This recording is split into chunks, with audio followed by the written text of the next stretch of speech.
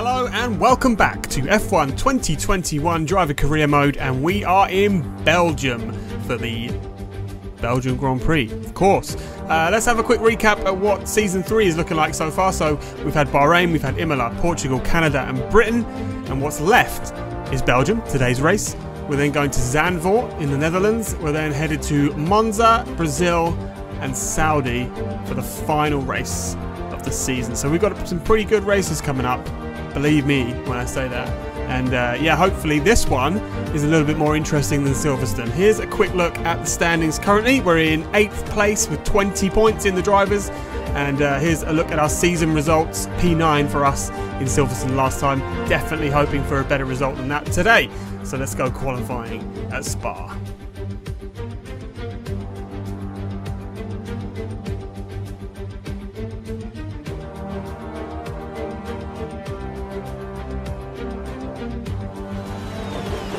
Alrighty, here we go then, coming round to start what will be our first flying lap here at Spa in Q1.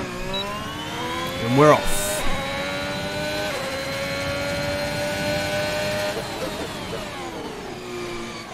Ooh, a bit wide there.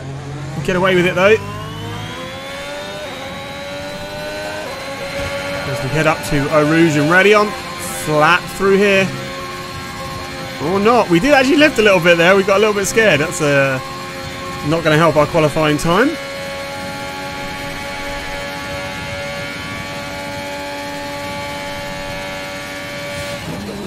Up, but that. Yep, good. Are you okay? That was a nasty hit. Turn the engine off and wait for the marshals. That'll end our qualifying then. I was going to say let's have another look at that from a different angle, but not really a different angle, is it? As we slam into the wall. Tough luck there. It's not quite where we'd want to be on the grid, but chin up. It's not the end of the world. You could say that, but it's not looking good, is it? We wanted a better result today, and given that we're starting from the back of the grid anyway, we thought, screw it. Let's take new components, take a penalty for it. Welcome along then to the Belgian Grand Prix, the race that gave us the maiden victory for the Jordan team in 1998. And in the same team, the phenomenal debut of a young Michael Schumacher. There's always something special around one of the many corners of this fan-favourite circuit. Spa-Francorchamps today, a circuit that spans 4.35 miles. There are tons of elevation changes along the way too. 19 corners making up this circuit, with 9 of those to the right and the remaining 10 to the left. This track is a great one for fans of pure speed. Off the back of a fantastic qualifying session, it's time to see how our starting grid looks for today's race. A fantastic effort from Charles Leclerc yesterday puts him on pole, edging out Max Verstappen, who'll start from P2. Looking at the rest of today's grid, we have Norris, Perez, Antonio Giovinazzi, and Gasly, Tsunoda, Hamilton, Bottas, and Sebastian Vettel, Sainz, Ocon, George Russell and Ricciardo, Latifi, Aitken, Mick Schumacher and Nikita Mazepin. Stroll, they'll be starting further back after an earlier grid penalty. And Power. And with preparations almost complete, let's head down to the track. Now that we've got some points on the board, let's continue this form and aim for another top 10 finish. So, after a rather short qualifying, let's see if we can make some places back this time. Goodness me. Lights are on, lights are off, and we're underway for the Belgian Grand Prix, starting right from the back of the grid. What can we do at the start of this race then? Lance Stroll just in front of us. We're going to go for a huge dive up the inside, up into P12, P13. Unbelievable first corner for us then, as we all head up to Eau Rouge, side by side with Ocon through there. That was crazy, but we both made it through, and Ocon is coming back. He wants his position back, so here he comes up the inside. Is he going to hold it though, as we go round the outside, and then we get the inside line and we just squeeze him out. That's made him lose another position as well. Savage. Strong opening lap for us so far, as we've caught our teammate. We're also starting on the mediums, you'll notice, so we can go a bit longer on this first stint. Hopefully keep pace with these soft runners.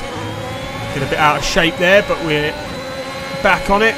We've got Ricciardo in the Alfa Romeo just behind us. And as we come towards the end of lap 1, we've made up 7 places. So that's not a bad start. Not a bad start at all. Ocon in 14th again has overtaken Ricciardo. And he's probably going to be coming to have a go at us again in a minute, I would imagine. Here we go. As I suspected, Ocon is having a go. And that was a pretty easy overtake, but we're going to go and see if we can take it back. That's us down a place. Yes, we can, as we go round the outside. And we're going to try and chase down Carlos again. If we can keep within that crucial DRS range, that'll be ideal. That's not quite worked out though, as DRS gets enabled into lap 3. Ocon has taken the position back. We have a little look down the inside. We make a little bit of contact, but ultimately Ocon comes out ahead there, unfortunately. And now Ricciardo's having a go. Look at this. He's obviously got DRS. We've also got DRS on Ocon. We squeeze him a little bit to the other side. Brake late, but we brake too late, and we've gone wide. We went way too deep there, but somehow we've managed to keep that position. And now we can focus on getting back to Ocon. Wow, we got a crazy good run out there. Some rain soon. Expect the first drops in the next few Yeah, that's minutes. not what we want to hear. Not at all. We're going to go for a move into the chicane. Up the inside. Oh, we've made contact with Latifi. Somehow we've still got a wing. We're getting warning for that though, understandably, as Carlos Sainz goes back through. All out of shape there. You are teammates. And Jeff coming on the radio to just remind us that me and Carlos are teammates. Thanks for that. Look at this. Ocon's going to have a go here. Go up through our reach. He's going to get DRS straight away. Of course, we're probably going to get DRS as well, looking at it. So, side by side. Who's going to come out on top here? We switch back to the inside. And we just about get through there. What a move.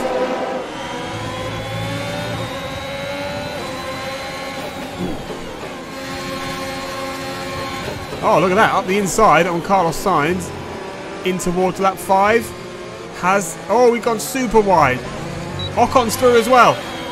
As we get all out of shape. We keep getting out of shape coming out that corner. We just need to be super careful. Ocon's on the inside. Doesn't quite make it stick. Here we go again then into that DRS zone, and Ocon is flying. We have no answer for that. We don't have DRS.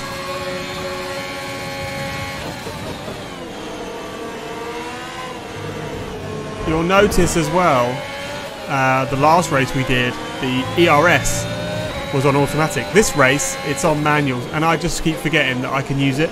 So, yeah. We could probably have done a bit more in this race. We're going to try and go up the inside. The rain is starting to fall now. That's not ideal. Is it going to be heavy enough that we need to come out onto wet tyres, though? That'll be the real test as to where this race goes. The real decider, sorry. Looks like we've got the better of Ocon for now. And Latifi's next in P9. What is going on? Latifi's in.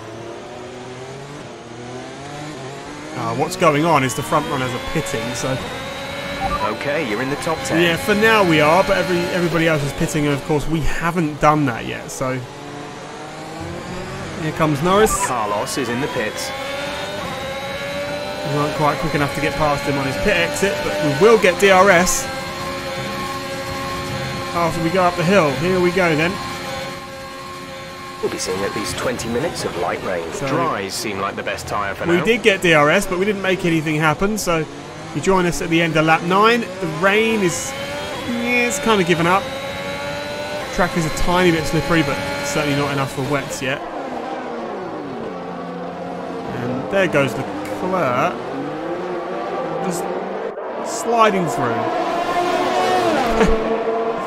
That's not ideal.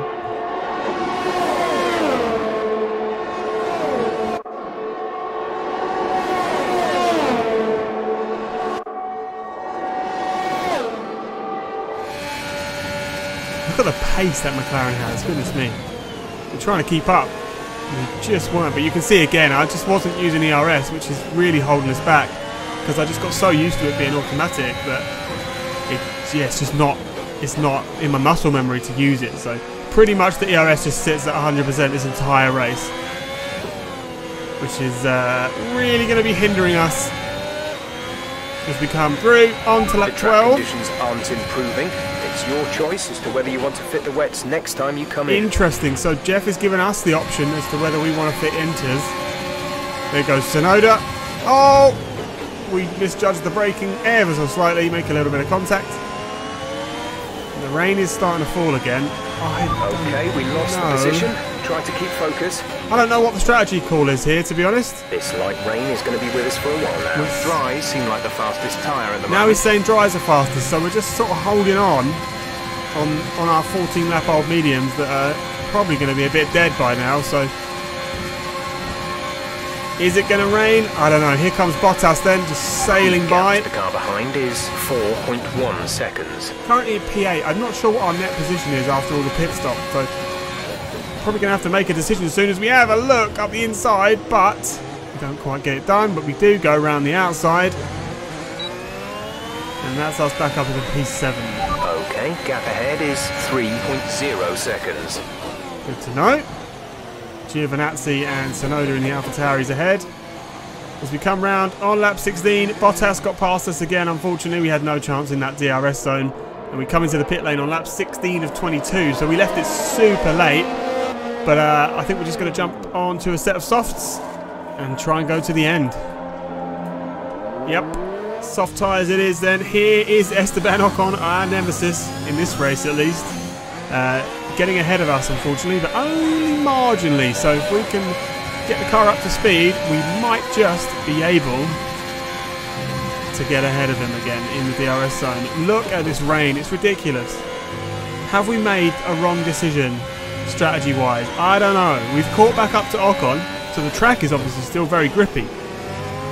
The rain looks to be getting a bit heavier as we go down the inside. That's an unconventional overtaking spot, but we'll make it work. Great manoeuvre. You made it look easy. Yeah, we did, didn't we? But Ocon is not done. He's coming back. Don't think he's going to get a move done here, though. As we come round towards the chicane. Is he going to have a go? Oh, look at that. We braked super late there. And we made contact. We're both spun round. That's not ideal. I mean, we're fighting for what, a P10 maybe? P11. There's not even any points in it, and we're fighting like we're fighting for a championship. It's ridiculous. There's 5 laps of fuel remaining. That's a yellow flag. What's happening here?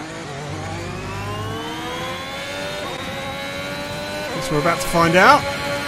Looks like one of the AlphaTauris. Yep, Yuki Tsunoda is out of the race, which we'll take because that puts us in the points. We're up into, I say points. Get a single point for being in P10, but that's another yellow flag at the end there. Oh, we made huge contact with the wall there. We've got damage somewhere. Okay, some information on Perez. They've got a serious car issue. It looks like they're retiring. What is this fortune? We were not going to be scoring points today, but other people's misfortunes has played into our hands, and now we're up into P9. This is your final lap of the race. It says a lot about this season that I'm getting excited about the fact that we're in P9, but you know, it's points nonetheless, so we've got to try and score them. We're on the last lap now. The car behind has started to drop back. There's a gap beginning to form. Obviously us on the soft tyres, Ocon on the medium, we've just absolutely pulled out a huge gap.